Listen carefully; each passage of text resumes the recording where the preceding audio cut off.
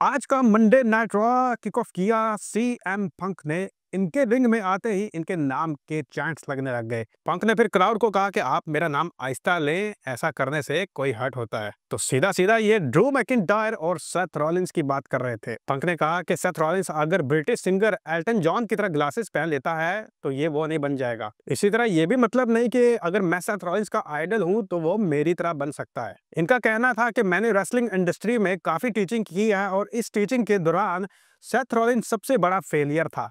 इसके अलावा इन्होंने और भी काफी बातें की और फिर सेथ रॉलिंस क्राउड में आ गए और इनके दरमियान वर्ड्स एक्सचेंज हुए। सीएम पंक ने कहा कि तुम्हारी जगह वही है, उस क्राउड में ही रहो। और फिर सेथ रॉलिंस ने जवाब दिया कि मुझे फख्र है कि मैं इस क्राउड के अंदर हूं। फिर बात बढ़ती गई और सेथ रॉलिंस क्राउड से होते हुए सीएम पंक की तरफ बढ़े और सीएम पंक सेथ रॉलिंस की तरफ बढ़े और इनके दरमियान फाइट शुरू हो गई। सिक्योरिटी ऑफिशियल्स आ गए और इनका ऐसा ब्रॉल हुआ कि दोनों ही आउट ऑफ कंट्रोल हो गए। इस फाइटिंग सेगमेंट के बाद गुस्से में भुना हुआ सेथ रॉलिंस बैक स्टेज के ऊपर नजर आया और इनके पास फिर आए ड्रू मैकिंटायर।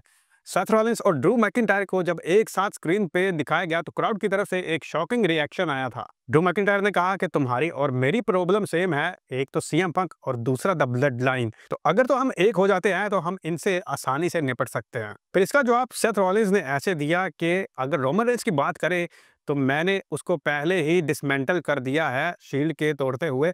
रही बात समी ज़ेन और जे उसो की तो वो मेरे दोस्त हैं और मैं उनकी इज्जत करता हूं, तो मैं ब्लड लाइन से पंगा नहीं लेने वाला। पीछे बच गया सीएम पंक, तो सीएम पंक के साथ मैं वो करूंगा जो कि तुम ना कर सके।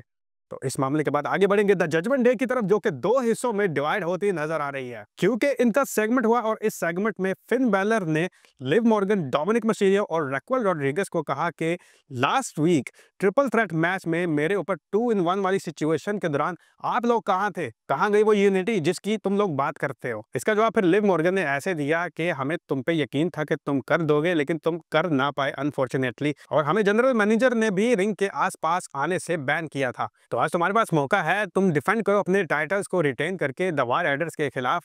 ये कहकर लिव मॉर्गन, रैक्वेल रॉड्रिगेज और डोमिनिक मिस्टीरियो चल दिए और उसके बाद फिन बैलर के फेस के ऊपर गुस्सा देखा जा सकता है साफ साफ। तो ये सारी सिचुएशन बिल्कुल भी अच्छा साइन नहीं है द जजमेंट डे के फ्यूचर के लिए। फिर हमें इंटरकॉन्टिनेंटल चैंपियनशिप टाइटल का मैच देखने को मिलता है, Ludwig Kaizer versus Bron Breakker.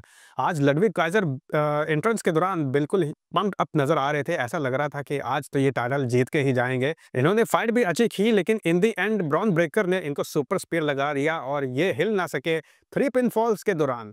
तो इस तरह ब्रॉन ब्रेकर ने अपने इंटरकॉन्टिनेंटल टाइटल को रिटेन किया। उसके बाद बैकस्टेज के ऊपर द न्यू डे नजर आते हैं। ये एक दरवाजा नॉक करते हैं, अंदर जाना चाहते थे लेकिन अंदर से निकले रे मिस्टीरियो ने इनको अंदर आने से मना कर दिया। इन्होंने कहा कि तुमने बिगी के साथ बहुत बड़ा ब्लंडर किया है, इसीलिए तुम्हारे से सब लोग नफरत कर रहे हैं इंक्लूडिंग माई सेल्फ। तो एक बार फिर से जलालत का मुंह देखना पड़ा द न्यू डे को और आगे आने वाले दिनों में भी शायद यही सिलसिला जारी रहेगा। देन बैकस्टेज के ऊपर एक बड़ा मैच फाइनल हो चुका है। कैथी कैली, एडम पियर्स दोनों मौजूद होते हैं माइक के साथ और एडम पियर्स वहां पे रिवील करते हैं कि मैंने मैच फाइनलाइज कर दिया है। नेटफ्लिक्स के मंडे नाइट रॉ के बड़े डेब्यू की नाइट पे मैच होगा Seth Rollins versus CM Punk. तो बहुत दिनों से इस मैच की रमर्स चल रही थी कि ये मैच होने वाला है नेटफ्लिक्स डेब्यू में और आज ऑफिशियली मंडे नाइट रॉ में इसको एडम पियर्स ने फाइनलाइज कर दिया है। इसके बाद आज के मंडे नाइट रॉ में एक बात नोट करने वाली थी कि WWE नेटफ्लिक्स रॉ डेब्यू के प्रमोशनल ग्राफिक्स में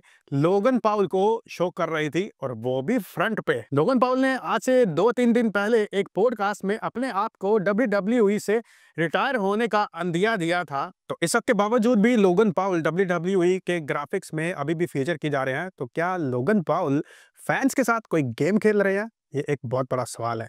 खैर मूव करते हैं आगे। लिव मॉर्गन, रैक्वेल रॉड्रिगेज और डोमिनिक मिस्टीरियो रिंग में अपनी एंट्री करती हैं और इनको इंटरप्ट कर देती हैं रिया रिप्ली।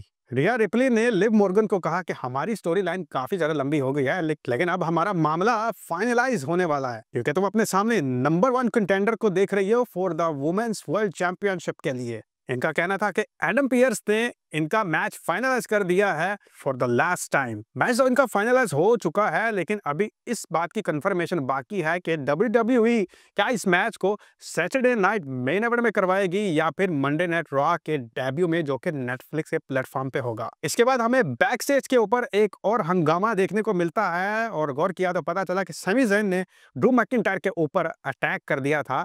सभी जन शायद तब तक ठंडे नहीं होंगे जब तक ये ड्रू मैकिंटायर को डिफीट ना कर दें। फिर हमें वुमेन इंटरकॉन्टिनेंटल टाइटल टूर्नामेंट का नेक्स्ट राउंड का मैच देखने को मिलता है और इसमें ज़ोई स्टार्क ने मैच को विन करके अगले पड़ाव में जगह बना लिया है। फिर बात करेंगे मेन इवेंट की। WWE raw tag team titles on the line थे और इस मैच में फिन बैलर मौका देख के चेयर का इस्तेमाल करना चाहते थे, लेकिन डेमियन प्रीस्ट छुपे हुए थे और उन्होंने ये चेयर फिन बैलर को ना लेके जाने दी। इसका फायदा उठाया फिर द वॉर राइडर्स ने, इन्होंने अपना फिनिशिंग मूव कनेक्ट किया और इसके बाद 3 पिनफॉल के साथ ये बन गए हैं new raw tag team title winners. तो फिन बैलर के लिए माहौल अच्छा खासा बदल चुका है और आने वाले दिनों में हमें द जजमेंट डे के टूटने के असरात नजर आने वाले हैं। तो इस सब पे डिटेल में बात करेंगे हम अगली वीडियो में। आज के लिए इतना ही। आपकी सबको लेके क्या राय है कमेंट बॉक्स में जरूर शेयर कीजिए। मिलते अगले वीडियो में। सी यू नेक्स्ट टाइम।